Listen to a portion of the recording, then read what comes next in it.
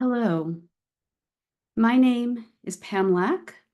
I use she, her pronouns. I'm the Digital Humanities Librarian and DH Center Director here at San Diego State University. And I'm also the co-chair of the ACH 2024 Conference Planning Committee. Before we begin the opening remarks and keynote, I want to pause and acknowledge where I am. I'll begin with the SDSU land acknowledgement. For millennia, the Kumeyaay people have been a part of this land. This land has nourished, healed, protected, and embraced them for many generations in a relationship of balance and harmony. As members of the San Diego State community, we acknowledge this legacy. We promote this balance and harmony. We find inspiration from this land, the land of the Kumeyaay. For this keynote session, we're utilizing Arizona State University's Zoom account. So I'll take a moment to read ASU's land acknowledgement. We acknowledge the 23 Native nations that have inhabited this land for centuries. Arizona State University's 4 campuses are located in the Salt River Valley on ancestral territories of Indigenous peoples, including the Acamel Atham, Pima, and Peepash Maricopa Indian communities, whose care and keeping of these lands allow us to be here today. Finally, I acknowledge that this entire conference wouldn't be possible without Zoom, which is headquartered on the traditional lands of the Muwekma Ohlone and Tamiya Nation in what we now call San Jose, California. This technology, which allows us to connect across vast distances, is not without its visible and invisible costs, both in terms of human labor and environmental impact. And I'll note that a land acknowledgement is a starting place.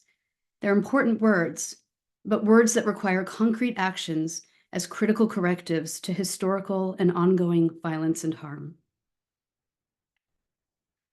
On behalf of my conference co-chair, Sylvia Fernandez, and the entire conference planning committee, welcome to the ACH 2024 Keynote, Local and Global Digital Social Justice, a conversation with KJ Rawson and TK Sangwand.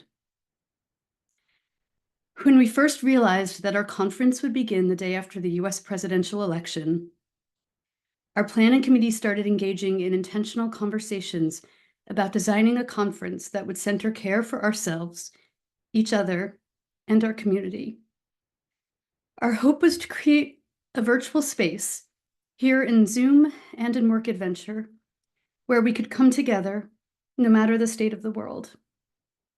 We had no idea what today and really this entire week would look like, but we knew that if we centered care and justice, we might provide some sense of comfort and support for each other. I want to acknowledge everyone who's in this Zoom webinar with us today, and those who couldn't make it. We'll post this recording on the ACH YouTube channel after the conference. There are folks Zooming from places where their bodily autonomy is threatened, restricted, and surveilled. There are folks joining us from places where their gender identity is being questioned, invalidated, or attacked. There are people in this virtual space who are being told they don't belong here or that they must leave their homes. Swirling around all of this is a world of hate, growing fascism, mis and disinformation, racism, misogyny, violence, war, and climate crises, as well as efforts to dismantle meaningful equity work at institutions across the nation, efforts to defund and dismantle the humanities, and efforts to strip scholars of their academic freedom. To all of you, I want to say, we see you. You are not alone. I also want to acknowledge our 7 regional hubs who are gathering across the United States to build community around our virtual conference. The Building DH Community in Los Angeles Regional Hub at UCLA, the Midwest Regional Hub at McAllister in St. Paul, Minnesota, the Texas Regional Hub at San Antonio at UTSA, the New Hampshire Regional Hub at Dartmouth College, the Colorado Regional Hub at CU Boulder, the Cultural Analytics Regional Hub at Purdue in Indianapolis, Indiana, and the Greater Boston Regional Hub at MIT. Many of them are streaming this talk at watch parties and have arranged in-person events to help folks feel a little closer and more connected to each other. We're proud to be piloting these in-person gatherings, even as we remain committed to hosting fully virtual conferences to ensure safe, accessible, and inclusive events. And I want to take a moment to thank all of our volunteer session moderators and technical chairs, our volunteer work adventure guides, and everyone who served as a peer reviewer. Your dedication to our community contributes to an enriching experience, and we couldn't run this conference without each of you. Seeing so many people come together for this conference reminds me of the most important part of digital humanities, the people. People are at the heart of our collective DH infrastructures. If we've learned anything from this current moment of AI hype, it's the understanding that no technology is possible without human intervention. Our infrastructures are shaped by our individual and collective choices, experiences, and worldviews. And our communities are more than the sum of our technologies. Despite the massive concentration of wealth in the hands of the few, despite the attempts to grasp power for personal gain, we are not powerless. Gathering here today and for the rest of the week to explore new possibilities in digital humanities is an act of hope. Within this context, we envisioned this keynote, and really this entire conference, as a space for solidarity for and with our DH community, a space where we might engage in acts of hopeful resistance by imagining new possibilities for more just futures. We designed this keynote panel as a conversation and call to action about how we can use our individual and collective DH skills to build alternative justice-oriented infrastructures, spaces, and communities. We seek to explore our roles and responsibilities as members of the DH community in caring for ourselves, our students, our institutions, and each other. Our program committee selected KJ Rawson and TK Sangwand as two individuals who work in critical digital archival studies and praxis. Their work demonstrates the ways in which we can use our DH experience and expertise to document, preserve, and transform our world. I'll now introduce Sylvia Fernandez, my ACH 2024 co-chair, to kick off the keynote. Sylvia is an assistant professor of public and digital humanities in the Interdisciplinary School of Engagement, affiliated to the Spanish as a Heritage and English programs, and co-founding director of the Community Engaged Digital Scholarship Hub with the libraries and museums and the College of Liberal and Fine Arts at the University of Texas, San Antonio. She is a transfronteriza originally from the El Paso Ciudad Juarez border region. Her research, teaching, and community engagement lie at the intersection of interdisciplinary studies focused on transborder cultural heritage, gender violence and migration representations through literature, archives, cross-border cultures and languages, and Latinx communities in the United States. She also explores transnational and transborder humanities stories with the use of digital technologies for analyzing, designing, and developing academic and creative digital and public works through ethical and inclusive practices. Over the past decade, she has been a producer and contributing member to numerous multilingual and transnational digital humanities scholarship projects addressing themes of feminist movements, immigration, border cultural heritage, and memory.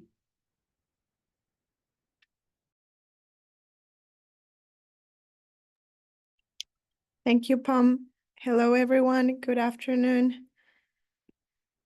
Good evening to you all that are joining us for this keynote speaker. Welcome to the ACH conference. We have had great panels throughout the day, and we're truly excited to have you here for what promises to be a day of inspiring discussions, insightful perspectives, and meaningful connections. On behalf of the committee of this ACH conference, we're honored to kick off this event by introducing our distinguished keynote speakers who bring a wealth of knowledge, commitment, and passion to the topics at hand in digital community archives. Each of them has made remarkable contributions to digital humanities, and we're incredibly fortunate to have them share their insights with us today. First, I would like to welcome KJ Rawson, Professor of English and Women's Gender and Sexuality Studies, Director of the Humanities Center at Northeastern University. KJ Rawson works at the intersection of the Digital Humanities and Rhetoric, LGBTQ+, and Feminist Studies. Focusing on archives as key sites of cultural power, he studies the rhetorical work of queer and transgender archival collections in brick-and-mortar and digital spaces. Rawson is founder and director of the Digital Transgender Archive, an award-winning collection of trans-related historical materials, and he chairs the editorial board of the Homosaurus and LGBTQ link data vocabulary. Following, TK Sangwand, librarian for digital collection development at the UCLA Digital Library Program. TK is a certified archivist, librarian, and DJ who specializes in building preservation partnerships for human rights documentation and cultural heritage materials, particularly in Latin America and the United States. In 2017, she was named a Fulbright Specialist in Library and Information Science, and in 2018-2019, she was a Fulbright Scholar with Mexico's Ministry of Culture. She's currently a resident DJ at the LA-based radio station, dublab, where she hosts her monthly program, The Archive of Feelings. Please join me in extending a warm welcome to both of our keynote speakers. We're confident that their presentation will provide us with the knowledge and inspiration needed to make this event a truly transformative experience. Thank you. Just a housekeeping, the presenters will give a brief presentation of 15 minutes, and after that, we will have a moderation with between me and Nilufar Ismaili, the other moderator, and after that, we will open it for Q&A. Thank you. Hi, everyone.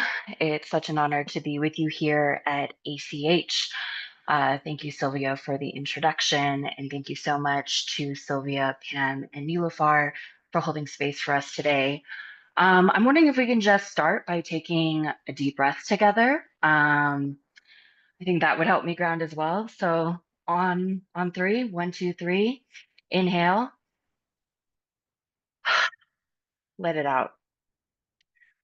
All right, so this is my first time attending ACH, and I'm really blown away by the breadth of the presentations on the program.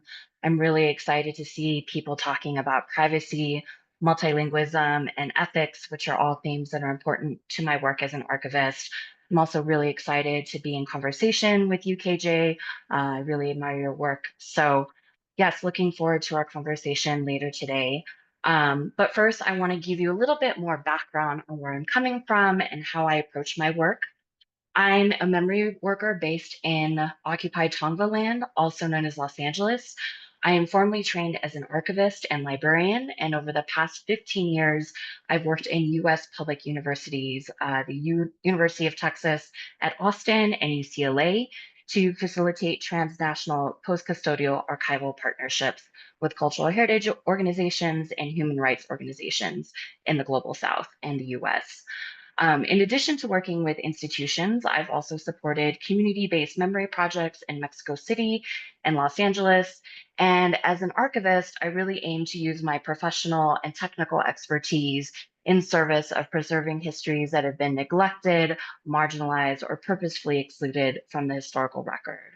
I'm also dedicated to sharing my knowledge and building capacity with other memory workers so that they can, so I can help support them in preserving their own histories.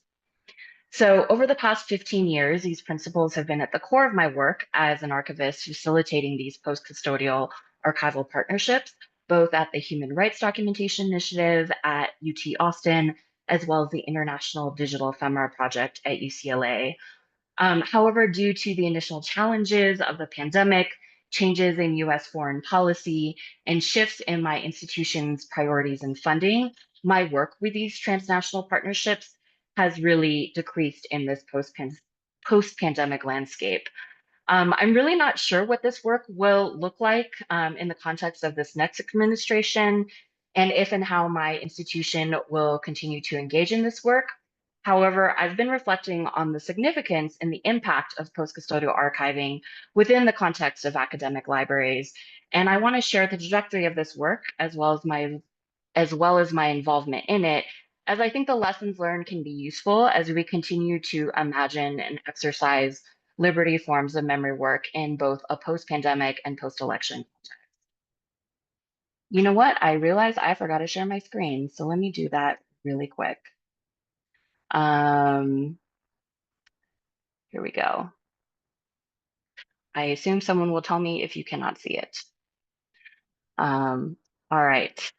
So before going deeper, I wanted to define the term post-custodial archiving, which is a term that you'll hear me use extensively today. While it's mainstreamed in archival discourse, I don't want to assume that everyone is familiar with it. So the Society of American Archivists defines post-custodial archiving as a practice in which archivists no longer physically acquire and maintain records, but provide management oversight for records that remain in the custody of record creators. And archivists initially developed this concept in the early 80s in response to the custody issues that emerged with the proliferation of digital records and the impossibility of archival institutions being able to acquire and preserve them all. So while there is no one singular way to practice post-custodial archiving, I will be discussing a post-custodial model in which a large academic university library partners with a human rights or cultural heritage organization to preserve that documentation for the long term. This type of partnership typically includes the university providing equipment and training for digitization and metadata creation, as well as the infrastructure for digital access. And in these partnerships, the community partner is typically responsible for providing the staffing for digitization, as well as the subject expertise for metadata creation. So in this partnership model, the large university library also shares preservation expertise and training so that the organization can continue to build their internal capacity for preservation.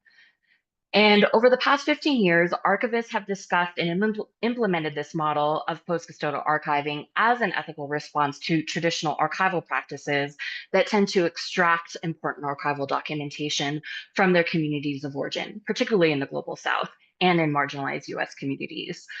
These extractive practices, which are really colonial in origin, severely limit communities' access to their historical memory. And so in contrast, post-custodial archiving can enable the long-term preservation of histories that may otherwise be lost. Post-custodial archiving can also facilitate the conditions for more community agency and control over their own histories. So I believe that in this current political context in the US, and of course in the midst of Israel's relentless genocidal assault on Gaza and on Palestinians, there is a clear urgency for all of us to support and participate in memory work. Post-custodial archiving can be a valuable method in our toolbox, and I believe that archivists have the responsibility of sharing our expertise and resources in support of community memory projects. With ongoing and sustained attacks on education and educators, academic, and through ethnic studies bans, book bans, limitations on academic freedom, academic institutions, we know that they have not been safe spaces to safeguard these histories, and they will not always be safe spaces to safeguard marginalized histories. And so we must also think more broadly about building capacity for memory work outside institutions and within communities whose memory is at stake. So I'll be sharing my work with these post-custodial projects and some of the impact that they've had, as well as the lessons that we've learned, as I think they will help inform memory practice moving forward. So when I first started working as the human rights archivist for UT Austin's Human Rights Documentation Initiative back in 2009, post-custodial archiving was really not a widely accepted practice at all. And in hindsight, I would actually argue that our work at UT Austin is really what helped to popularize the post-custodial archiving model and help mainstream it in both archival theory and praxis by demonstrating that it can be successfully implemented in a number of diverse geographic, political, and archival contexts. And here you can see the breadth of organizations and regions that we worked in. So when the Human Rights Documentation Initiative was initially founded in 2008, it was conceived of as a traditional archival project that would either physically acquire materials or partners would send materials to UT Austin for digitization. However, when we were working with our first partner, the Kigali Genocide Memorial, who stewarded video testimonies from survivors of the Rwandan genocide, we quickly learned that this sort of traditional archival acquisitions model would not be appropriate or an ethical model to pursue, even if the physical custody was only temporary for digitization. Rightly, the Kigali Genocide Memorial did not want to send their materials outside of Rwanda. They held the sole copy of these survivor testimonies, and if these archival materials were damaged or lost, the loss to the historical record would be immeasurable. Additionally, due to the US histories of interventionism and or complicity in the case of the Rwandan genocide, the Kigali Genocide Memorial was also rightly wary to entrust their historical memory to a large US institution. So that is why we had to find a different model to collaborate with partners. And so I would say one of the biggest impacts that we had through this project was showing that the post-custodial model could be successfully implemented in these different contexts.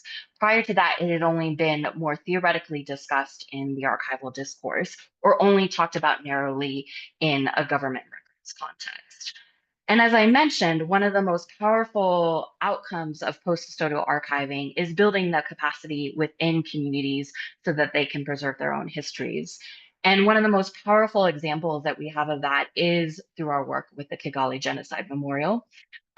They ended up developing some of the most advanced archival infrastructure in Rwanda, more so than the National Library, the National Archives, which were sadly just small rooms within buildings that didn't have much materials or staffing or technology. And through the post-custodial partnership, the Kigali Genocide Memorial was able to build up the staffing expertise to gain more technical experience. And this actually called the attention of Rwanda's Office of the President, who ended up contracting with them to do an assessment of his presidential archives and what he should plan for in terms of his archival legacy. And so this is, I think, one of the most ideal outcomes we can have from a post-custodial partnership, and that the archival expertise stays in the country and spreads throughout the country and helps build up the archival capacity and infrastructure within the community of origin. One of the other lessons that we learned is that projects like these are very subject to funding whims or funder whims. This project was initially funded by the Bridgeway Foundation, and our deliverable for them was to establish 3 partnerships in 3 years. We ended up establishing 5 partnerships in 2 years, and so they decided that we did not need an additional year of funding. And this severely impacted the work we had with our partners, particularly the Kigali Genocide Memorial. And so this was a big lesson for us in what does funding sustainability look like. And we learned that despite the fact that we worked on this incredibly important project, both for worldwide historical memory in terms of safeguarding the memory of the Rwandan genocide, but also building up capacity with the organization that we worked with, this type of project was not going to be a priority for the university if there were no faculty or students who were actively using the archive for their research and teaching. And so that's when we learned that it was really important to have partnerships that were more closely tied to the research and teaching mission of the university. And so we took these lessons with us as we were invited to apply to a grant for the Mellon Foundation, a planning grant, which led to the establishment of the Latin American Digital Initiatives in 2014. And taking the lessons that we learned, we decided to keep our scope focused on Central America and Latin America, which is a teaching and research strength of UT Austin. And we also decided to work very closely with faculty and students who were already working with archives in the region. And that way we could ensure that the outcomes of these partnerships would directly support the research and teaching missions of the university. And so this, I think one of the greatest impacts that having collaborations like this had was that students, many of the students that we worked with were actually part of the Central American diaspora, and getting to work closely with organizations in the region actually helped to reconnect them to their own histories, their family histories that they did not have as much contact with prior to working on these projects. And I think one of the other outcomes that or lessons that we learned doing these projects is that bringing organizations from the region together into the same room help plant seeds and lay groundwork for collaboration networks between institutions in Central and Latin America. And this is very important because it means that they have peer organizations for support, and this helps to decrease reliance on large US academic institutions. On the institutional side, one of the impacts that this had for UT Austin was that it led to full funding from the Mellon Foundation after we executed this planning grant. And this project continues today under the leadership of Teresa Polk, the archivist who succeeded me at UT. So after wrapping up my involvement with Latin American digital initiatives, I moved on to UCLA, where I had the opportunity to work on the International Digital Ephemera Project, which was funded by Arcadia Fund in the UK. And as you can see, the geographic scope was very wide for this project, but I was really responsible for the Cuba partnerships, which were really the most robust and most longstanding partnerships that we had through this program. And I think one of the biggest impacts that this program had was demonstrating how to implement post-custodial partnerships in a country that is subject to a US embargo. This was by far the most challenging context that I've worked in thus far, and it really pushed us to think creatively about how to distribute resources in this sort of situation. On the local level, working with our partners, I think one of the greatest impacts that we had was to help build that archival capacity for within the institutions that we worked with. Due to the US embargo, it is extremely difficult for organizations and individuals in Cuba to access technology, particularly hardware such as cameras, computers. And so through this partnership, we were able to bring a lot of that equipment into the archival institutions that we were working with. We learned a lot of lessons from this project, but I think one of the biggest ones that we learned is large events can happen in the world, such as a pandemic, that can severely impact, the partnerships that you have planned. And so I think it's really important for sustainability planning and sunset planning to be part of project planning from the very beginning. And I'll talk a little bit more about that later. But I think that one of the other impacts that we had through this program was it led to funding of another program called the Modern Endangered Archives Program, also funded by Arcadia, who also funds the Endangered Archives Program at the British Library. And this program basically gives grants for digitization access projects in the Global South. So if you are involved with organizations that do this type of work, I highly encourage you to look up the program. The call for applications is currently open, and I believe the deadline is mid-November, maybe November 15th. So please check that out. Let's see.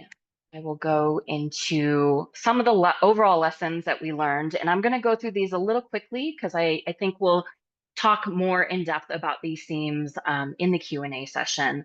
But some of the lessons that I think it's really important to take away as we engage in all forms of memory work is that it is extremely important to take time to build relationships of trust, because without this, there is no successful project. And part of building this relationship is ensuring that everyone is able to communicate in the language that they feel the most comfortable with. So this means investing in interpreters, investing in translation, making sure that you have technology and workflows established to accommodate metadata in other languages so that the communities of origin can really describe the materials and search for the materials in the language they feel most comfortable in. When it comes to taking time to build these relationships, it's also really important to make sure that, in addition to planning on, spending time with your partners, but also investing money in terms of taking the time to visit them or having your partners visit you so you can understand the different contexts in which each other works. In these post-custodial partnerships, it's extremely important that partners are the ones who drive decision-making and not the large academic institution. Partners are experts in the community's issues and the context in which their communities live. And so they should be the ones who decide what gets digitized and how it gets accessed.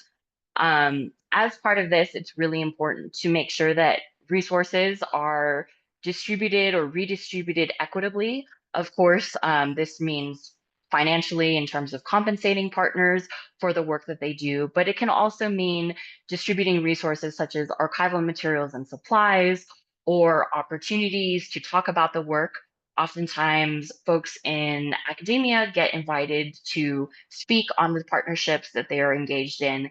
And it's very important to also invite partners to have a voice in those same sorts of presentations. So for example, with the International Digital Summer Project, we invited our partners from Cuba to present with us at the Latin American Studies Association. We made sure that we could cover all the transportation and any costs that they would need to be able to participate in this. And this is really important because it shouldn't just be folks in academia whose career advances because of these partnerships and projects, but those same benefits and opportunities should also be extended to our partners as well. Of course, in these post-custodial partnerships, digital access is a key part of the project success and deliverables. And so oftentimes this looks like the university library providing access to materials, but we've worked a lot in low tech and low bandwidth places where internet access can be very challenging. And so part of the work that we do is to find what sorts of technologies work and make sense in the context that our partners work in so that people can access materials on site and don't have to just go through a digital portal through the university. And as I mentioned earlier, planning for sunsetting and sustainability should be a key part of these post-custodial projects. As you might have noticed, all of these projects depended on grant funding, and these funds only last a finite amount of time. And oftentimes there is no expectation or discussion at the beginning of these projects about the commitment that institutions can maintain for these partnerships. And so it's important to talk about the realistic outcomes that could happen if funding is obtained and also if funding is not obtained. So partners can also plan for these projects accordingly. I think, a lot of these lessons we learned within the academic library context can still be applicable to other forms of community memory work. And I look forward to talking more about how we can implement more equitable and ethical forms of partnership. So with that said, I will pass it to KJ.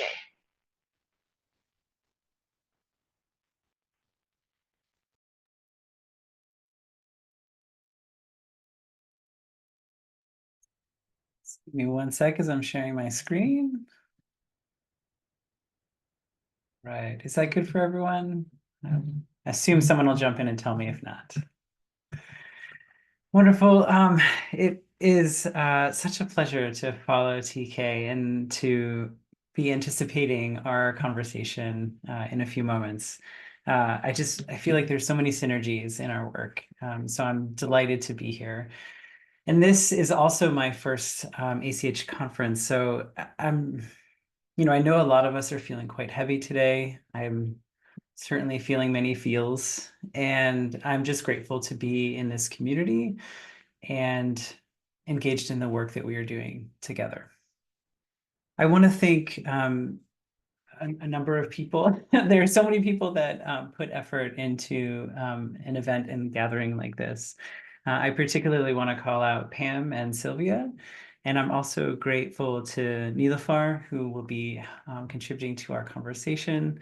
I'm thankful to our interpreters, Laura and Allison, to Liz for the tech support. So anyway, I just want to, I hope I'm not missing anyone, but just shout out all of the folks who have helped to support this work today. So my approach in this opening commentary is to really just share with you a bit about the two projects that I focus on, the Digital Transgender Archive and the Homosaurus. And my goal is to just make sure I've sort of set out the introductory framework for both of them. So then as our conversation proceeds, I can just sort of pick up on a shared foundation from there. So it first might be helpful to frame the two projects that I lead in the context of information activism. And this is a concept that has been helpfully delineated by Kate McKinney. So McKinney defines information activism as, quote, a range of materials and processes constituting the collective and often unspectacular labor that sustains social movements. This concept brings together people, their visions of justice, and the media they use to organize, store, and provide access to information. So that's the end of the quote from Kate. Queer and trans information activism in the US actually has a pretty long history. It dates back to at least the middle of the 20th century as emergent queer and trans organizations began to realize how critically important it was to document, preserve, and make available our histories, especially in the face of silencing and neglect from our memory institutions. Some of the better known archival initiatives include the One Archives, for which Jim Kepner began collecting materials in 1942, the Lesbian Her Story Archives, which was founded in 1974, and the GLBT Historical Society, which was founded in 1985.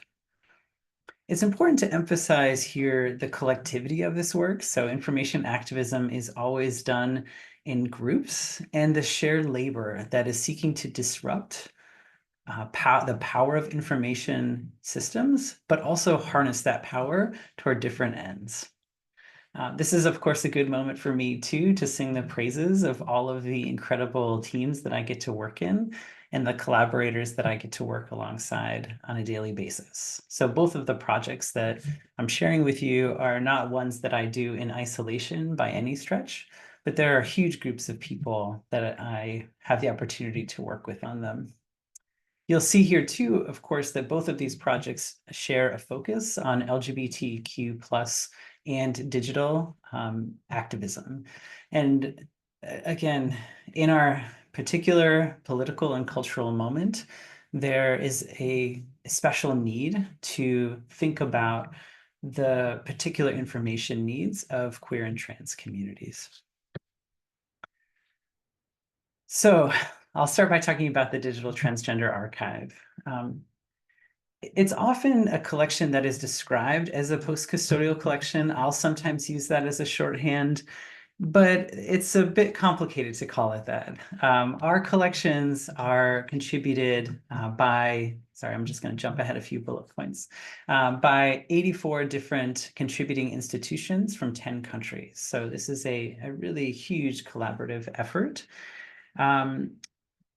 We as an organization, as a project, do not actually collect any materials. So in that sense, it is post-custodial. However, it is often the case that the materials are not held by their creators. They're just held by other archives. We work with a really wide range of different types of archival partners, so everything from elite universities all the way down to individual collectors. And as you might imagine, the proximity to the communities who produce the materials varies along that spectrum in ways that you can readily anticipate. So if you haven't been to the site before, the URL is on the slide, or you can use this QR code here. I can also throw it in the chat after. But now the project is hosted by Northeastern University, where I'm really grateful to be part of such an enriching and vibrant DH community. The collection currently includes about 11,500 items. We're creeping up a little closer to 12,000 now. And the focus of our collections really is the second half of the 20th century, though our holdings go back to the 16th century. And the reason for this is that we've really tried to devote a lot of our resources to digitizing and making available materials that are created by people who are transgressing gender norms, not just the materials that are about those who are doing that. And the further back you go in history, the harder it is to find firsthand accounts. So to give you a sense of our overall mission, oops, sorry about that. So to give you a sense of our overall mission, you can see here from this slide that accessibility is the central commitment of the project. And we increase access to trans history in a few ways. So first, we digitize physical materials. So we provide access to digital surrogates. That's what most digital archives do.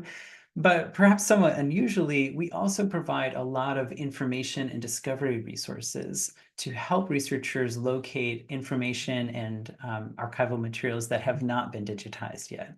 And this is a really important function of our project because there have not been a lot of resources devoted to digitizing trans histories.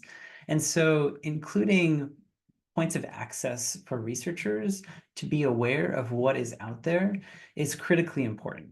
So what we have digitized is just a tiny fraction of what people can find in archives.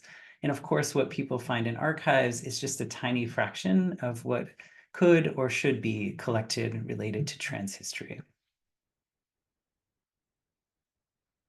So how do we decide what to include in our collections? This is something that is an ongoing challenge for us.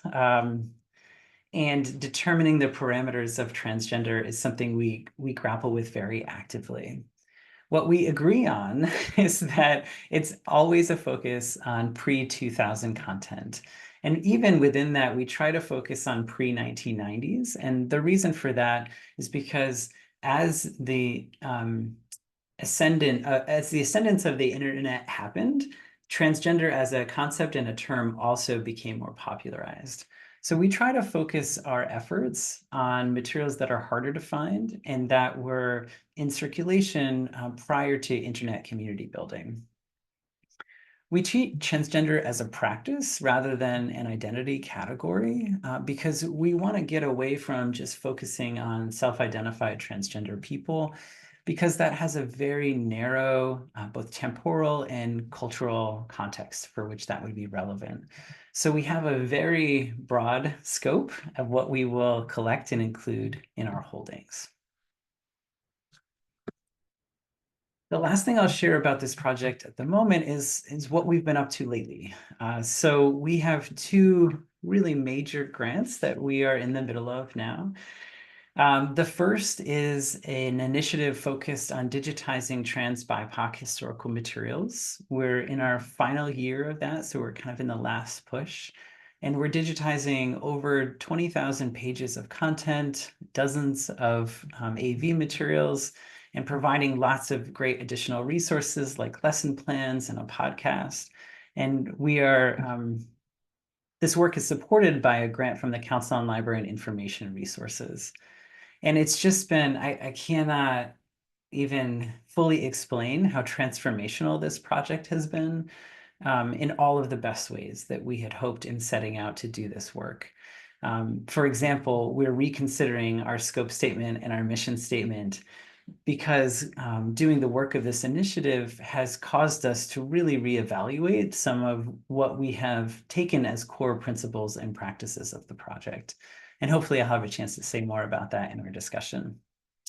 The other grant that we were just recently awarded was a Mellon Foundation grant to establish the Digital Trans Archive in Oakland, California.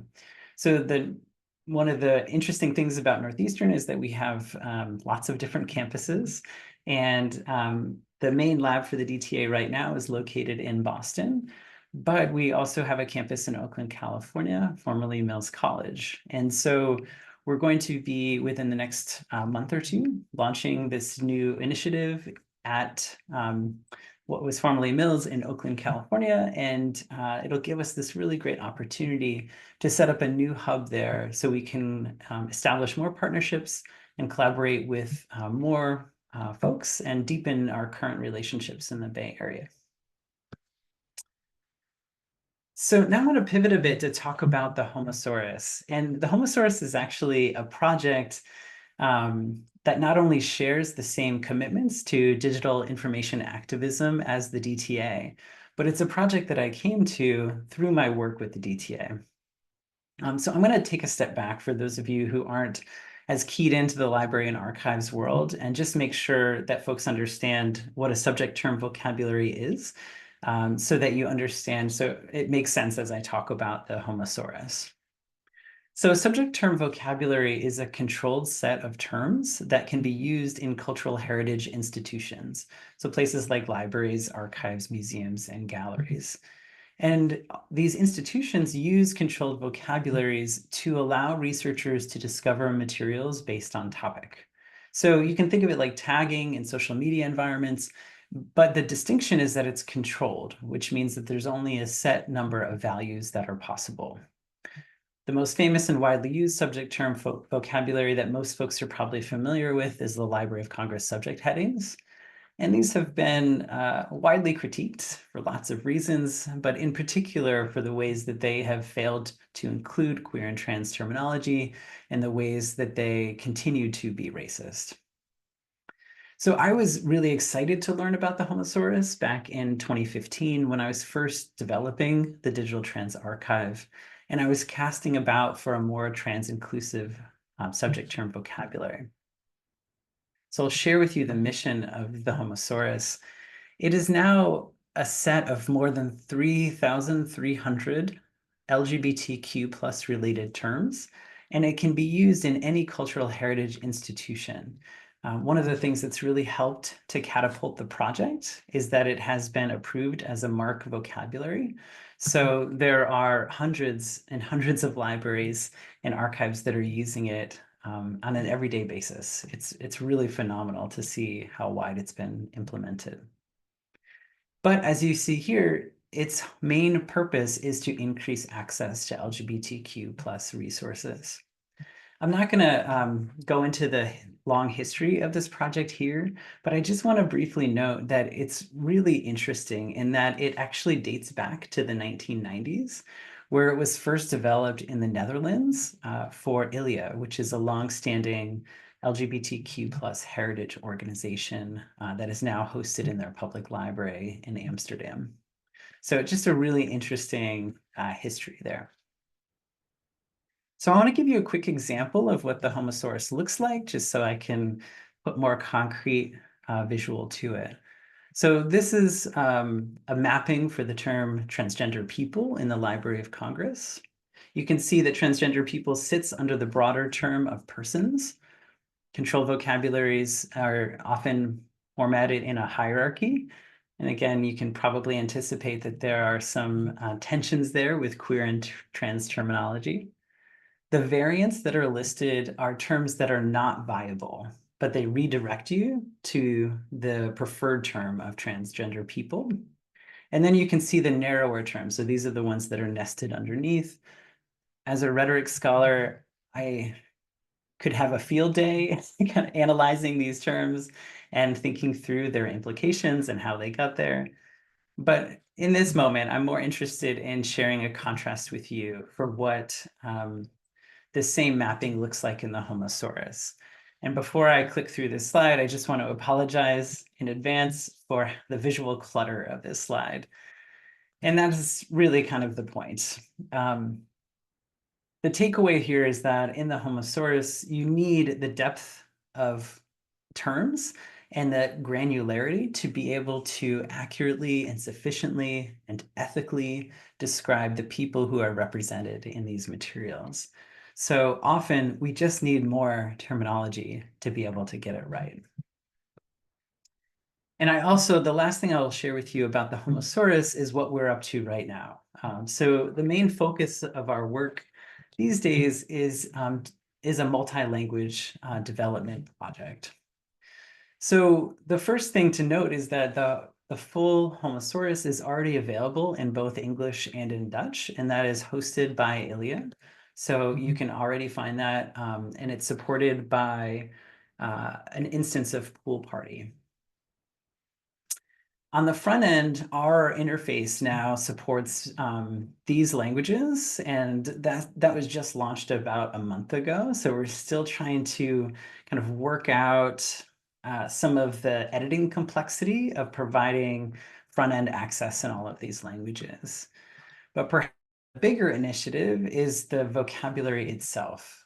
So there are teams of information professionals who are working on versions of the Homosaurus in all of the languages that I've listed here. As you might expect, there's some really fascinating cross-cultural conversations that is being stimulated through this process. And yeah, there's a lot more I could say about this. But I will mention that because the Homosaurus is a linked data vocabulary, the platform itself and the concept of a linked data vocabulary lends itself really well to this type of multi-language work.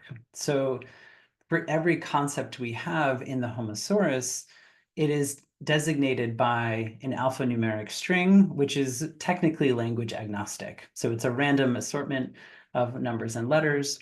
And then what we can do is add on the translations as a layer on top of that, so that every concept which doesn't have a language can then be expressed in whatever language we are calling up with it. So that allows us to have all of these versions of the vocabulary running parallel to each other. And for some concepts, you might have it expressible in 8 languages. For other concepts, maybe it's only 1.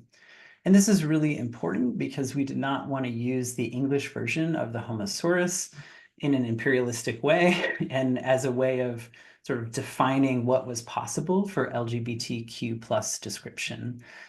So the linked data platform itself is really supporting a rich multilingual environment. And part of that is thanks to an NEH grant that we are in the midst of right now. So this grant is supporting the development of the Spanish language Homosaurus in particular, and that's being done through really close partnerships with the Arizona Queer Archives, the San Francisco Public Library, and the UCLA Chicano Studies Research Center. So through these partnerships, what we're doing is building the Spanish Homosaurus from the ground up, from the collections up to the level of the thesaurus, rather than just creating the terms in the thesaurus and then applying them outward. So just to take a step back, I hope what is clear from this is that my work centers around this concept of information activism for digital and LGBTQ plus resources. And particularly in this moment, as we are facing widespread misinformation and the weaponization of lies about queer and trans people, building these platforms and these discovery tools is an absolutely critical endeavor. And I'm looking forward to continuing to talk more about it with TK. So thank you. Thank you so much for your amazing talks. Now I'd like to invite our speakers to engage with each other about the key themes and ideas we've heard today. We know that digital archives often involve complex decisions around accessibility, representation, and power dynamics. So could you both speak about how you navigate ethical considerations when building digital collections that document marginalized communities? Specifically, how do you balance broad accessibility with community privacy and control over their own narratives? Do you want to go first on that one, TK? Sure, I can start us off. So in thinking about this question, what comes to mind is the phrase that you often hear with disability rights activism, which is nothing about us without us. And so I think that's very true with community partnerships in that, as I mentioned earlier, they should be the ones driving the decisions around how an archive is formed. In my experience with these partnerships, they really are the ones who have the final decision on deciding what is digitized. I think as archivists who work in universities, we can provide feedback on what we know will also be broadly used, on campus or more broadly in the field. But ultimately, it's our partner who decides that this is a priority material for them to digitize, be it either for condition, because they have a lot of people in their communities who are trying to access those materials, and so we really let the partners drive that decision. I think it's incumbent on the university or the academic partner to talk about what the limitations might be, though, when it comes to access. Universities typically have a very strong emphasis on open access. That could, that's just a principle that libraries tend to have, but it can also be a requirement that funders have. And so that's something that we have to be very transparent about when we're working with our partners, particularly if they do have sensitive materials that shouldn't be accessed broadly on the internet or by certain communities. That's particularly true with working with Indigenous archival collections. So I think there needs to be a lot of communication from the university around what is technically feasible to commit to and uphold. Wow, this is going to be a great conversation because I can just say, yes, that. Yeah, I would just add to that, or, first I would just second everything that TK said. I think, starting with relationships and partners is absolutely central. And some of the values of institutions can really butt up against the values of communities. And I think it's our job to be the intermediaries there, but more importantly, to be the advocates for communities, because the power dynamics are, of course, not favoring the community partners. I would also say that one of the practices that's central, particularly to the work of the DTA, is that we really always strive to put people first. And one of the ways that we do that is thinking about our harm reduction practices systematically rather than on a one-to-one basis or a case-by-case basis. So I'm going to share in the chat, make sure it's shared to everyone, just a quick link. We have a harm reduction guide, which I'm happy to share. It's always a document in process. So it's always something that we're having to go back to. In fact, we just had a 2-hour-long meeting on it on Monday because there's some stuff that we're really missing. But what we try to do here is set out some of the sticking points, the places that we are often rubbing up against, that we're realizing that we could potentially harm folks. I will also mention too that when we started this project 9 years ago, or we started quite a few years before that, the landscape was very different for information access related to trans folks. And so even people, so the best case scenario is that we are working directly with people who are either creating or represented within materials, and we can have that conversation and we could sort of steward the materials together. But even over the past few years, the wishes of people to share their content or to be publicly visible has had to shift because they're no longer safe being out. And so even our best practices are having to shift, and we're having to rethink some of the ways to steward these materials as ethically as we can. But we always come back to really focusing on people first. Thank you so much. And thank you for sharing harm reduction guide as well. This is really helpful. I add the thank you, TK and KJ, for this truly enlightening and thought-provoking keynote and response. I'm sure your insights on the power and the ethics of community archives nationally and transnationally give us a lot to reflect on, and we're really incredibly grateful for the time and expertise you have shared with us today.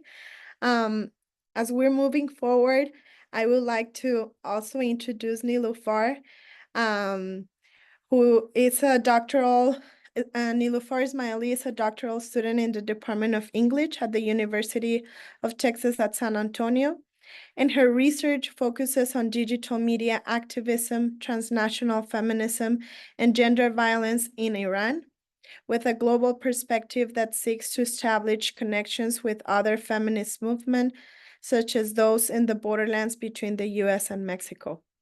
Through her research, she aims to shed light on the experiences of those affected by gender violence in Iran, a population that often faces systemic discrimination and oppression. Her academic work seeks to bridge the gap between academia and the broader society. She is committed to making her research accessible to non-academic audiences by disseminating knowledge and raise awareness about issues like gender violence and feminism, hoping to inspire action and change in the wider community.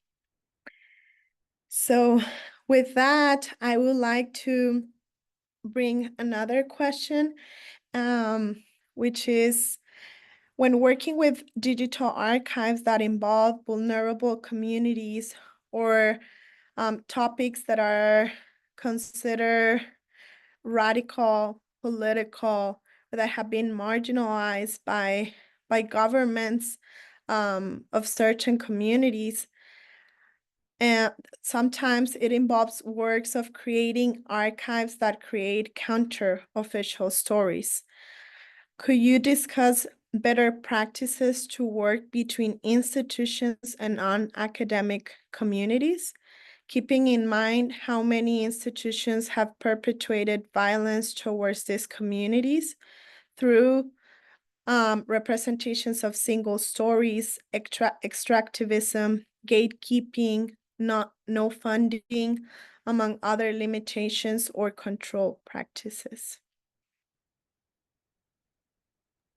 I'm happy to let you take this one first again, TK, if you want.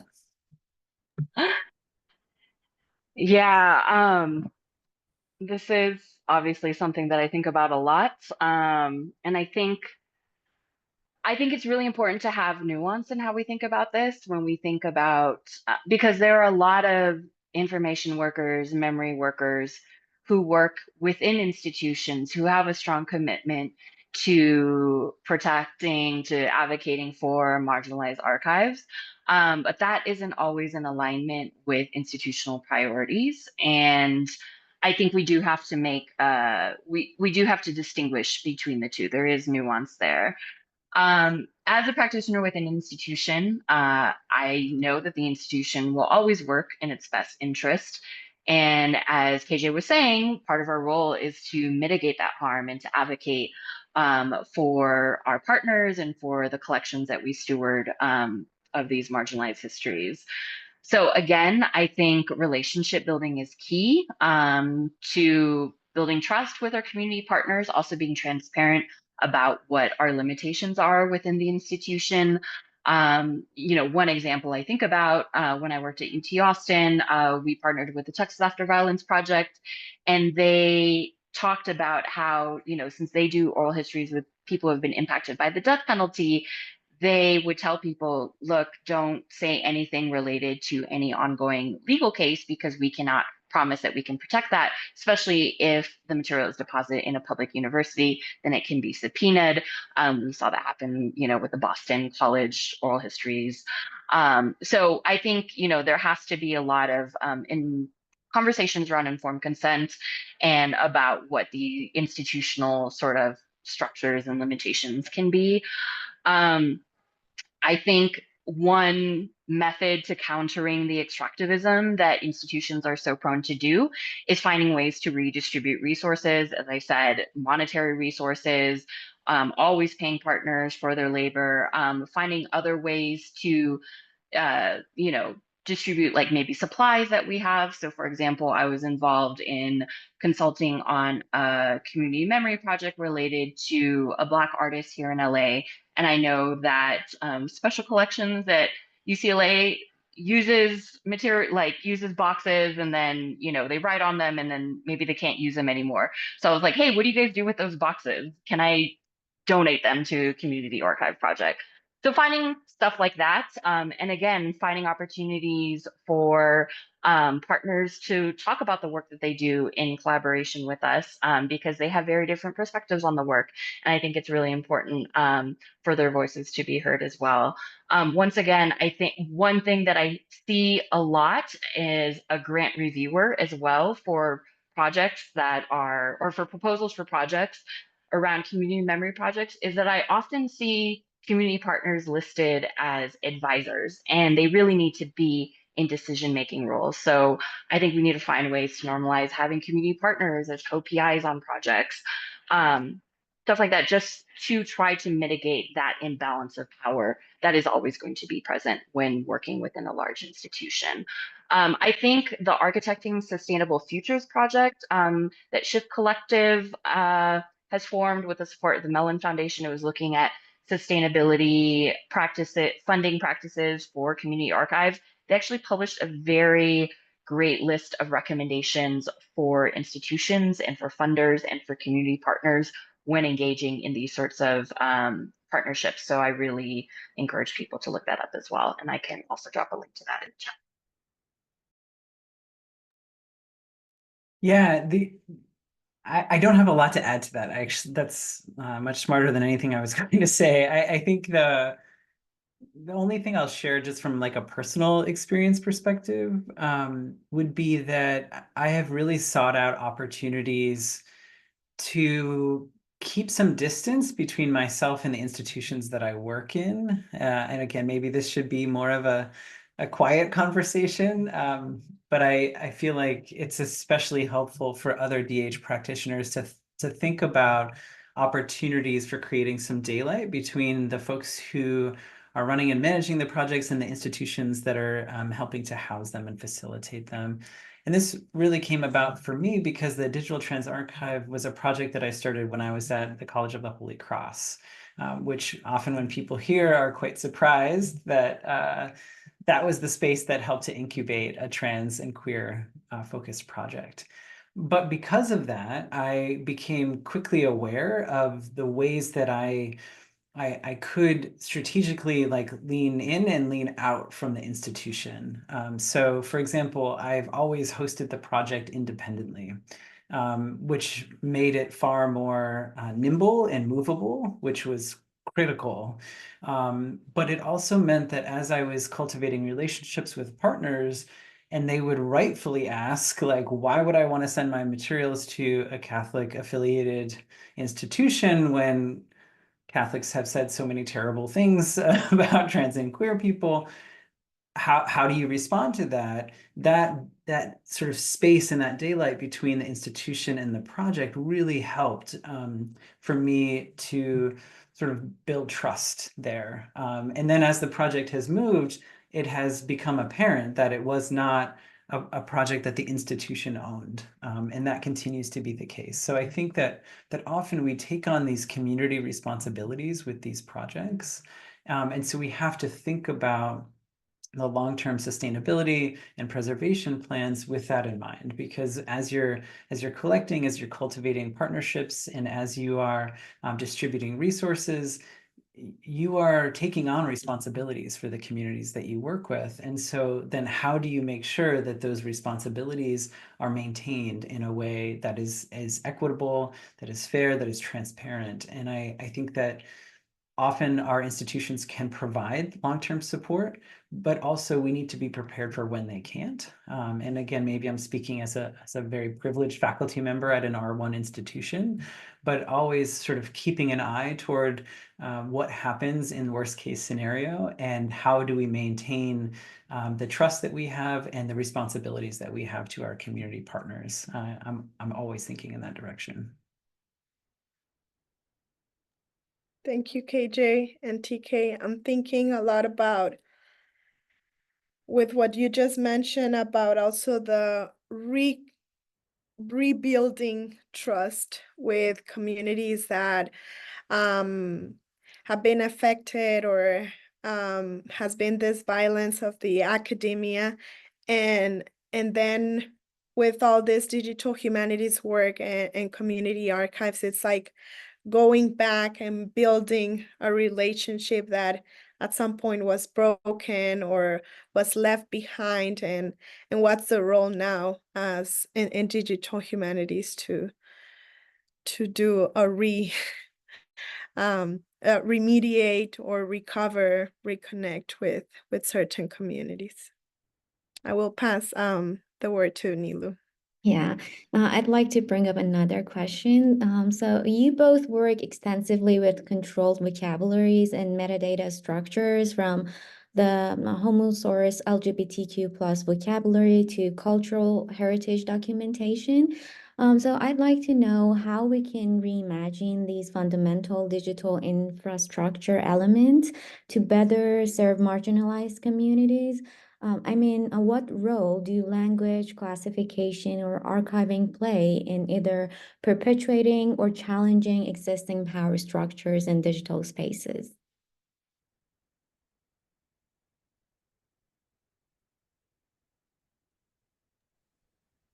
I feel like you should go first since you had the whole Homosaurus focus. It's culture of politeness between us, CK. I appreciate it.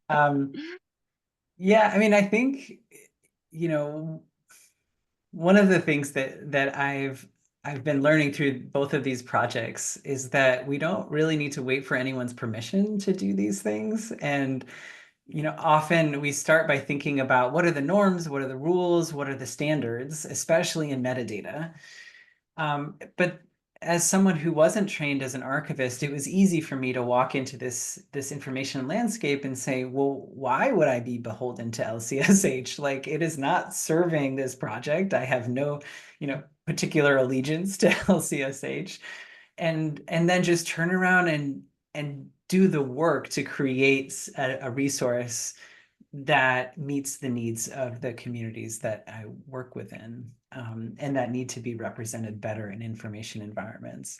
And so, like, the takeaway has been often we just need to create the things ourselves, and in doing so, we get to break a lot of the norms and a lot of the structures. And one example of that is certainly the Homosaurus is focused on LGBTQ plus vocabulary, but we'll often get requests for terminology that is not included in any other linked data vocabulary. And people come to us and beg for us to include it in the Homosaurus because it's an approved vocabulary. And if it's in there, then it can be added to these other databases or other information discovery tools. And so we say, well, why do we have to be beholden even to our scope? Like, we can stretch when we want to stretch. We can, make exceptions. We get to make the decision for the project. And I think that can be a really revolutionary act to unabashedly take control of the information systems and build the systems we need to transform the information landscapes to provide more just and equitable representation for queer and trans folks.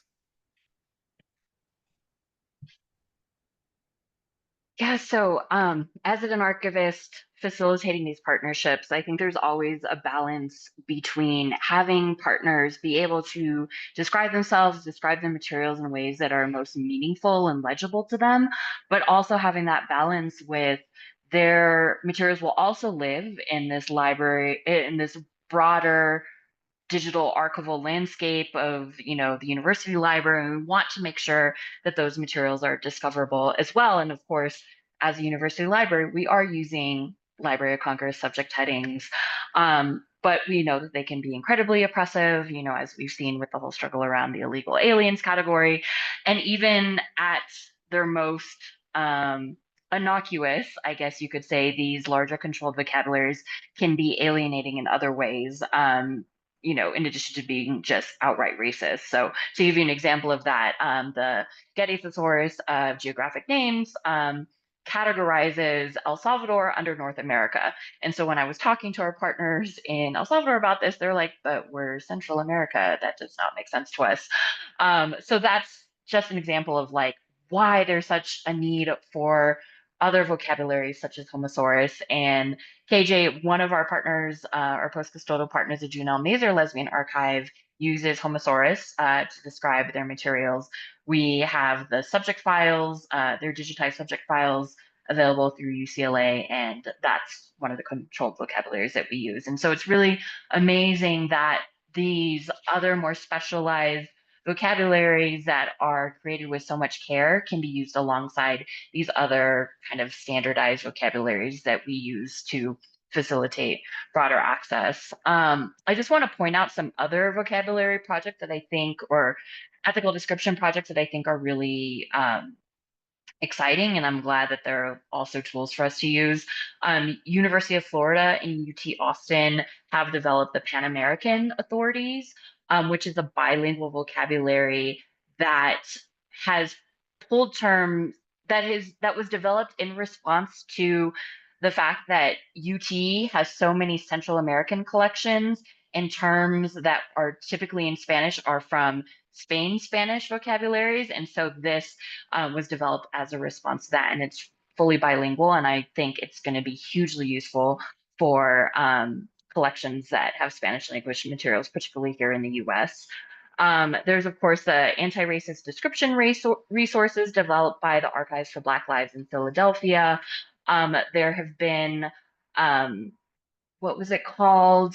The Japanese American, the JACL Power of Words Handbook for World War II collections related to Japanese incarceration. That has been hugely influential for how archives are redescribing their materials in ways that are more close, like ethically aligned with the ways in which Japanese Americans talk about their experience during incarceration during World War II. And there are tons of archivists in the profession who are thinking about ethical description practices and how to implement them. I just want to shout out my colleagues Kelly Besser and Shira Peltzman, who's actually now at Yale. They worked together on an article called Toward Ethical and Inclusive Descriptive Practices, which talks about how our Special Collections Department went through a process of educating staff around redescription and actually planning out workflows to do that sort of work. So I think there's a lot of exciting projects across the field that are happening in response to these very standardized and oppressive ways that archives have been described by people not documented within them. I also just want to say that it's really important to have a language justice approach to metadata. KJ, I feel like you talked about this a little bit when you were saying that the Homosaurus tries to not have English as kind of like the primary language. And I think it's really important for archives to think about how to incorporate other languages into description, particularly when the materials are in another language, but the metadata about them is in English, which is extremely problematic and difficult for the communities who actually work with the language in which the archives are. Thank you so much. I resonated with what Dr. Rawson mentioned about breaking some norms and having control over our work. And it reminded me of the decision that I made about my dissertation, because I'm working on documenting gender-based violence in the aftermath of women life freedom movement in Iran. And I decided to work on a multimodal dissertation to have a written component and also a digital component to document all the data through data sets, visualizations, and a digital archive. Because I know that the written component stays at the school, at university, but the digital archive, I can keep it for myself and I can always have control on it. And I'll turn it over to Dr. Fernandez. Thank you, Nilu. Thank you, KJ and TK. We're moving to our last questions. We want to open to our last question, and then we will open it for Q&A comments from those that are joining us in the plenary. And I would like to end with this question that right now we know that many communities and community members are taking the lead in documenting their stories, creating their own personal community archives, and in some ways learning new tools or using social media as part of like their archival practices, creating new metadata and methods to do this work and create their own digital archives. How do you see the future of social justice digital archives with this intervention? And what would you like to share with these people for them to keep in mind, or things that you have learned also from this interventions that are currently happening in the United States as well as in other parts of the world? I can jump in on this one quickly to start. You know, I think it is phenomenal for communities to develop their own digital archival initiatives and other kind of information projects, because it really gives communities, assuming they have the resources available to them, the opportunity to shape their own environments. And I think that that's critical. But I also want to make sure that we don't have a silo effect where it's like, okay, great, you know, the trans people are taken care of now, you know, or whatever, you know, every single group, right? We can sort of imagine the splintering that happens. Instead, I think that these kinds of initiatives are at their best and most successful when they can transform the broader information landscapes that are pressing them and requiring their emergence in the first place. So one of the things that we're always doing is kind of interplaying back and forth with our partners, where we will ingest materials from some of our collaborators, and then we'll change a lot of the metadata when it is problematic, or we will kind of push back on some of the access that's been provided, which we believe is harmful. And so in doing so, not only are we trying to provide more ethical access to particular items, but we are trying to kind of elevate the climate for trans-inclusive information writ large. And though it's hard to do that one institution at a time, I think as we can sort of use the power of the digital tools that are available to us, we can move that to scale pretty quickly. So really thinking not only about the opportunities that exist within these, like, you know, particular projects, but the way that the projects can reshape and reimagine the broader sphere for information sharing. That's what I always want to get us toward, because if we're not changing the system is going to continue to replicate and oppress and provide only marginalized spaces for people to exist in.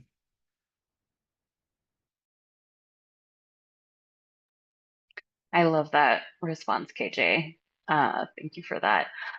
I think one trend that I'm seeing, I mentioned the Architecting Sustainable Futures project out of Shift Collective, funded by the Mellon. And they were looking at sustainability, funding sustainability for community archives. And there was a meeting where community archives practitioners met last fall to discuss what the landscape looks like now. And, you know, I think the trend that I was noticing is that because there has been such growth in community archival practices, that these archives are turning more towards each other for support, or there is the desire to turn more towards other community archives and peer projects as opposed to large university archives and libraries. And the reason for that is for all the reasons that we could expect in terms of how extractive universities can be and continue to be, despite there being many practitioners who are pushing back against that within their institutions. But, you know, a lot of times decisions around resource allocation and what institutional priorities are made by administrators in other parts of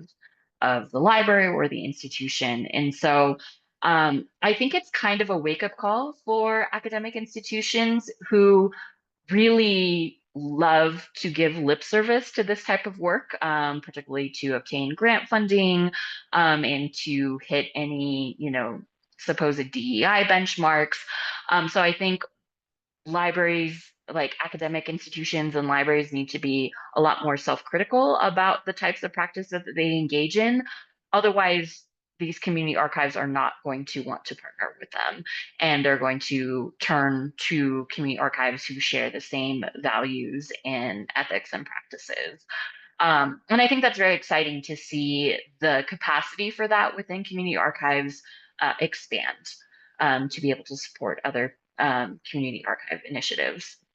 I think another trend that I hope we'll continue to see is more direct funding to community archival initiatives. Mellon, who funded this sort of exploration into sustainability of funding for community archives, also began to directly fund community archives. And hopefully other funders will also engage in that practice and see the value in that as well.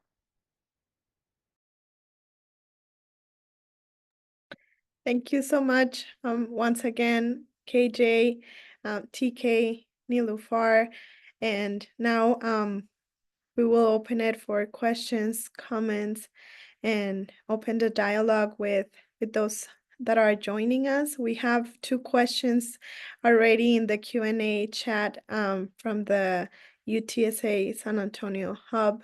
If you want to take a look at them and decide who would like to answer first, feel free to do so.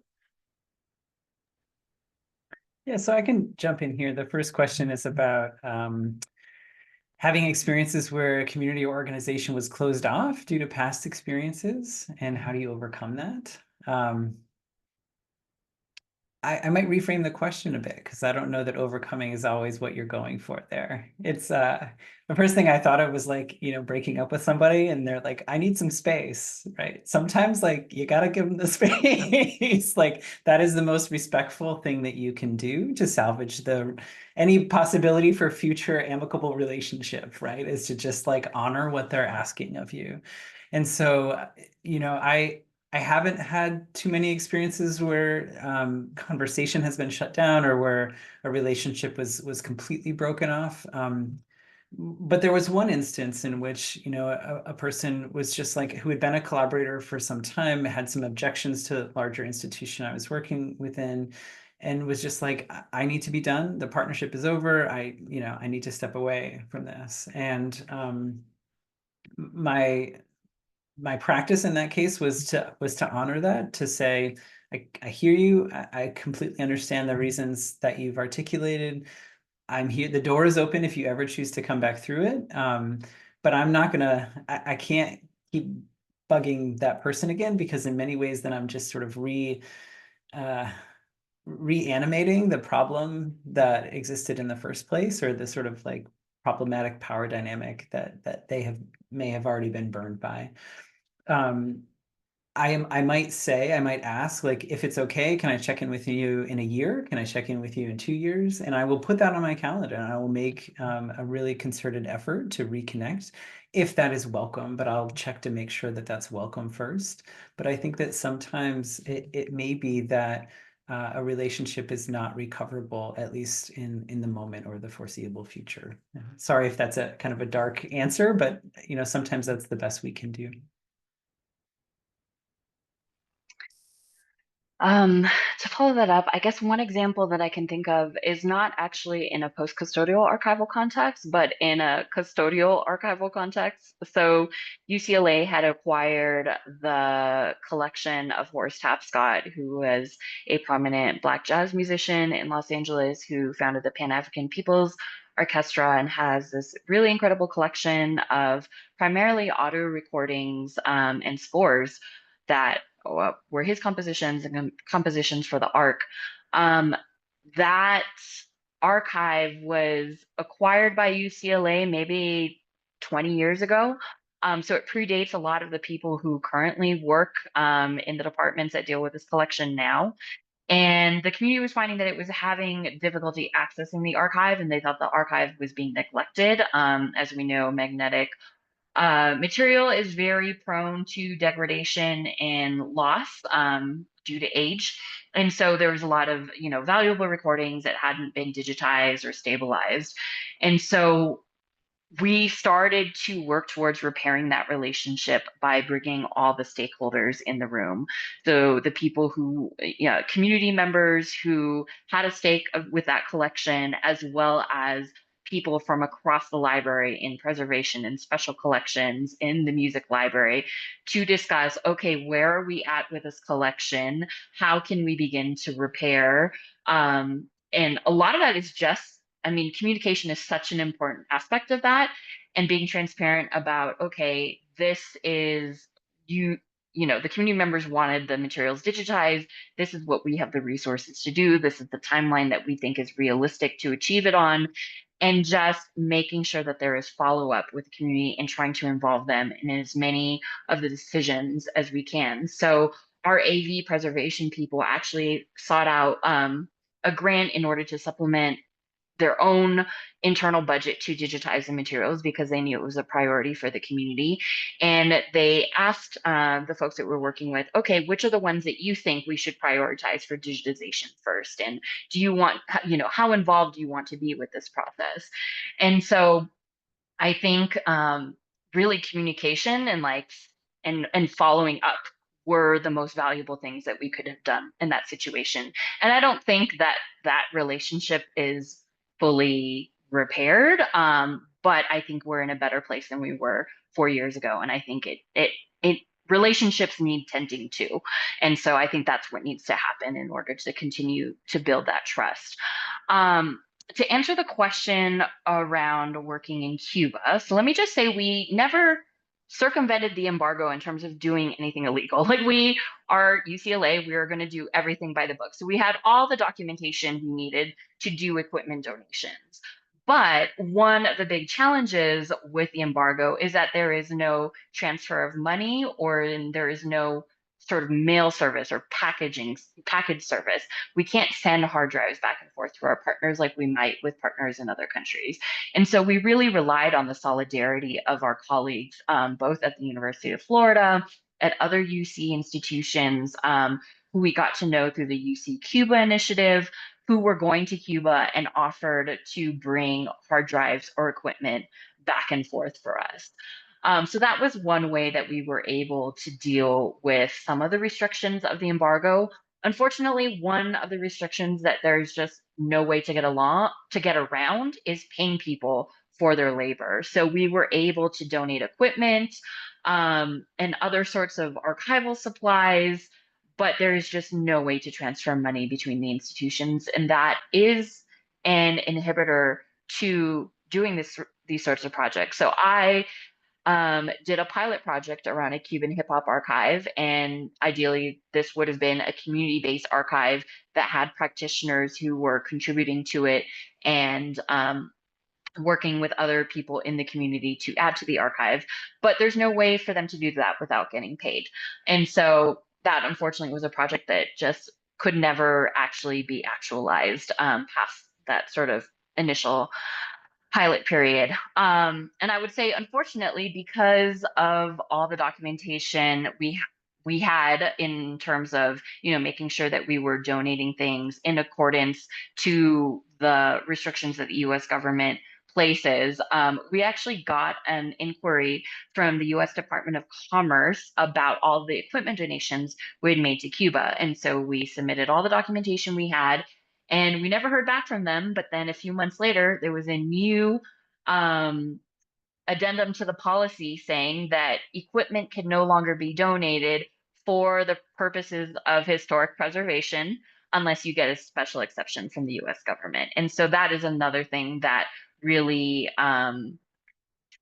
stopped our work in Cuba, and then the pandemic happened. So it was kind of two things at once. So, you know, we can go through the process of asking an exception from the US government, but our people in compliance tell us it could take a year or more to get an answer, and it might not be an affirmative answer. So that has been extremely challenging to work with, and all of that happened under the Trump administration. So I don't anticipate that things will get better with the recent election results.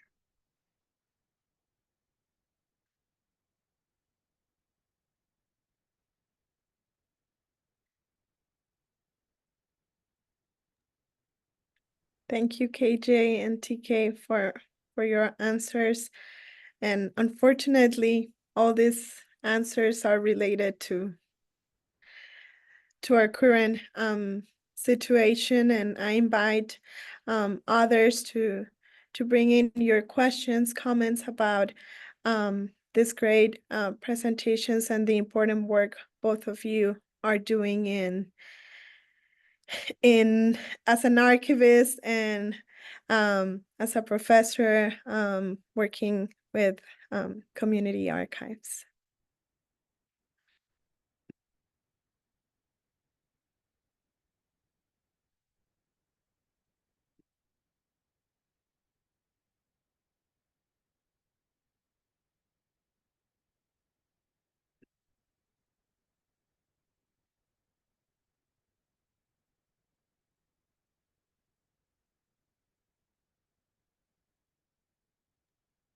PK, I think we did such a good job that everyone is speechless.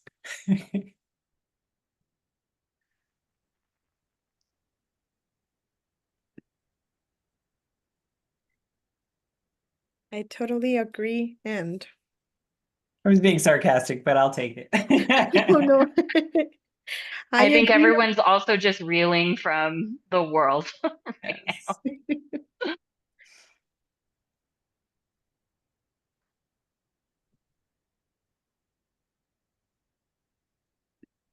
I'd like to ask another question. So both of you engage with communities that face active threats and historical trauma through your digital work, whether it's documenting human rights violations or preserving transgender histories. I'd like to know how you approach trauma-informed digital practices in your work. What strategies have you developed to support both the communities you serve and the practitioners that are doing this emotionally demanding work? Yeah, I can start there. You know, I'm going to sound a bit like a policy wonk or something, because I know I shared some of our guidelines earlier. And I would say again here that developing systemic practices are really important, so that you're setting out in writing and you're creating a precedent for what you do rather than just doing it on the fly based on whatever it is that you're encountering and the other context of that.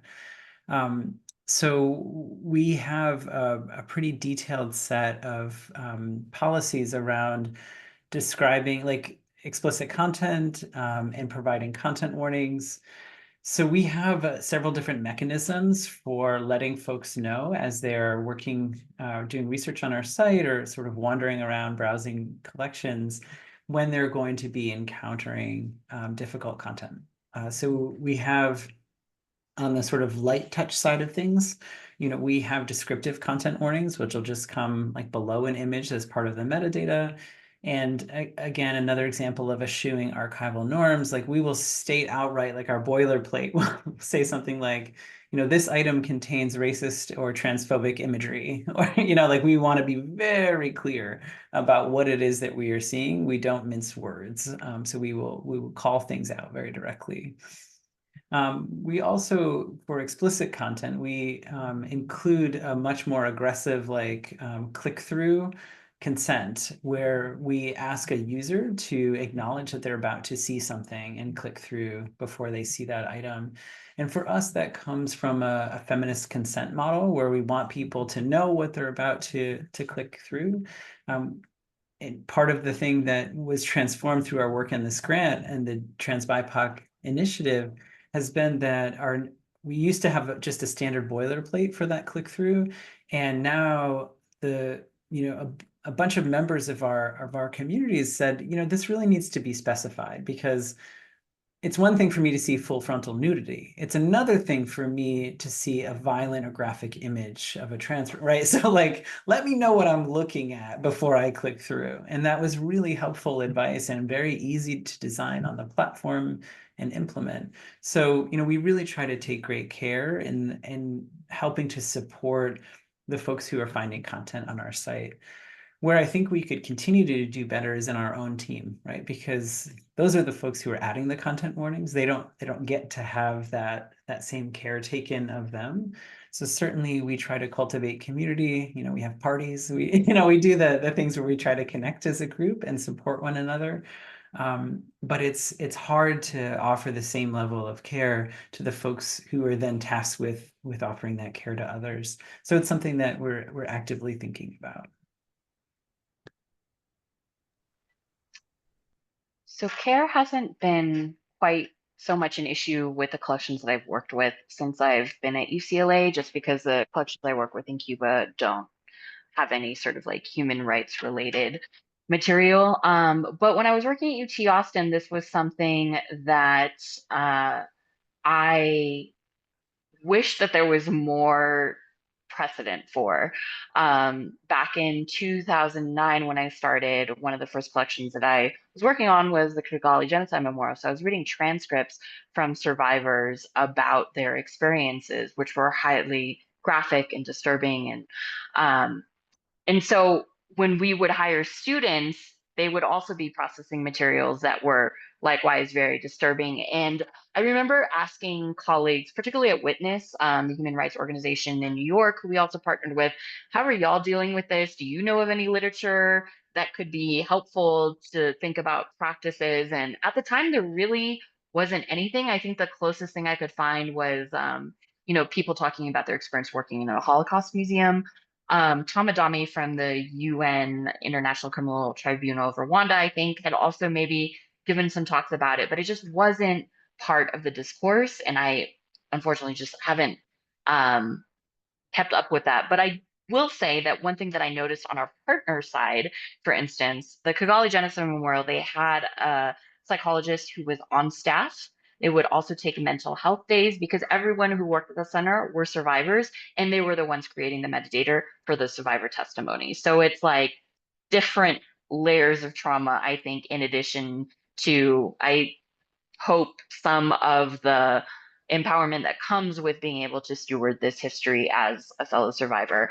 But they would take mental health days, like where all the staff in the center would, like, I got to join them on one of them. We went to a lake and just spent the whole day together. And it was like a nice break from, the regular day-to-day work that they had at the center. I think Texas After Violence Project also has a similar practice of having like kind of like staff togetherness days, fun days to break that work up, and that seems really important to do. I'd be really curious if there are other institutions, like academic institutions, who are thinking about this and implementing it, even if it's just like on a smaller, like departmental level.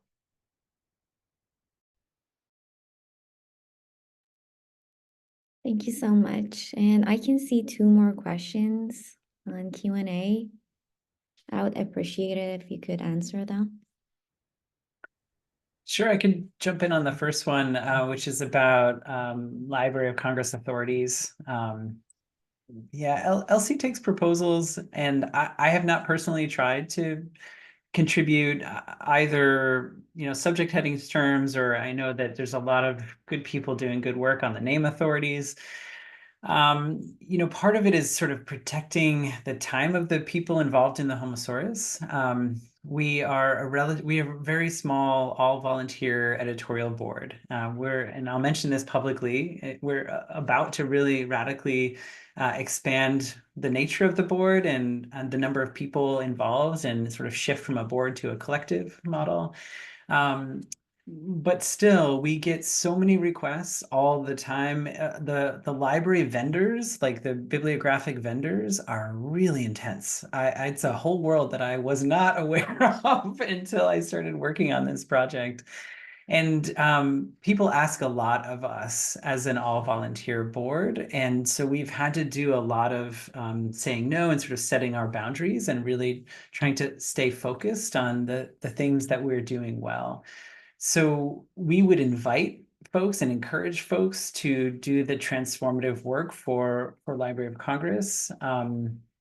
We would help support that some, at least pass things off.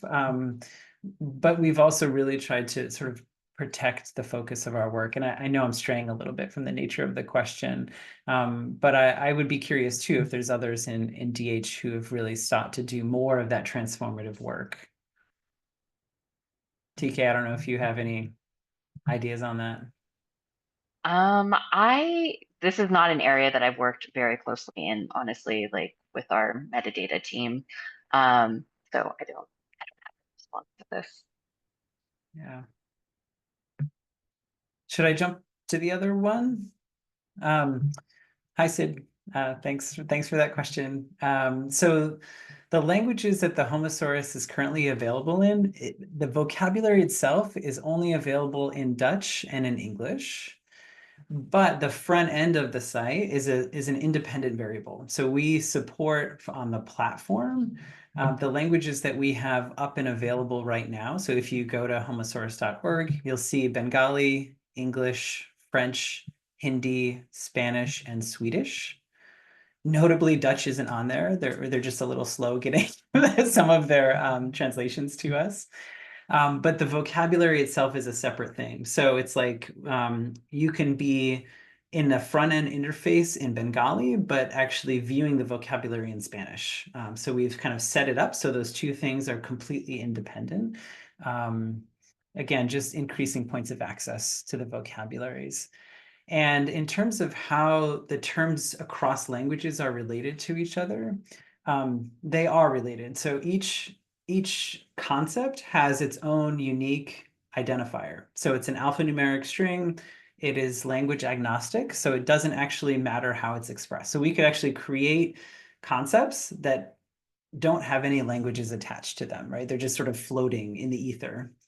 And then we can attach that to particular languages. So we could have an alphanumeric string, and then we'll say, okay, in English, that's lesbian bar. What is that in Spanish? What is that in Dutch? Right? And then if someone from a team might come along and say, oh, there are no lesbian bars in Japan. And I'm, using a kind of ridiculous example here. But instead we have this other thing, this other concept, right? And so in that concept might not then translate to other languages. So when they can be mapped from one to another, we do so. But when they can't, we don't do so, right? We want to make sure that we're not sort of imposing relationships where they don't exist. And this has actually been really apparent in the French and Spanish versions because of the gendered nature of those languages. So those two languages are going to end up being much longer versions of the Homosaurus than the English or any of the other versions, just because sometimes you need 4 to 5 instances of the same concept that is broken down to like groups of men, groups of women, groups of non-binary people, groups of, right? So you have to sort of like do more narrower classifications within them. But happy to talk more with you about it sometime if you'd like.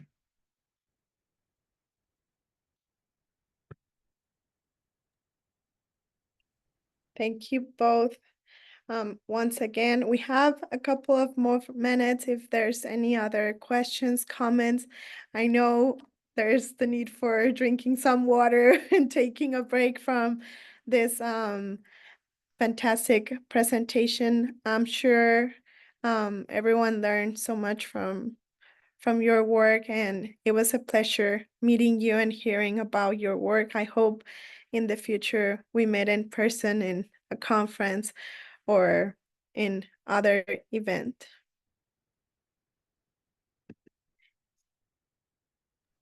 Yes, shout out for the interpreters. I know how challenging and taxing that work can be.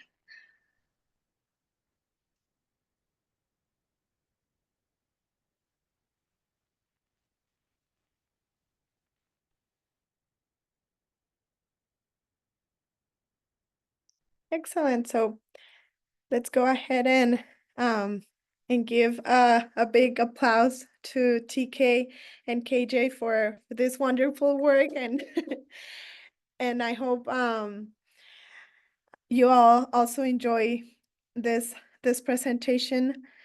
Nilu, do you want to close with some words? I'd like to thank you both for your amazing presentations and enlightening answers. This session was so inspiring. Thank you. Thank you so much again for inviting me to participate in this, and I'm really glad I got to meet everyone. Hopefully we will get to cross paths soon in person. Yeah, and just adding my thanks to what everyone has already said before. I really appreciate this. Has been a really beautiful and healing conversation. Thank you all, and have a great rest of the day. Be safe.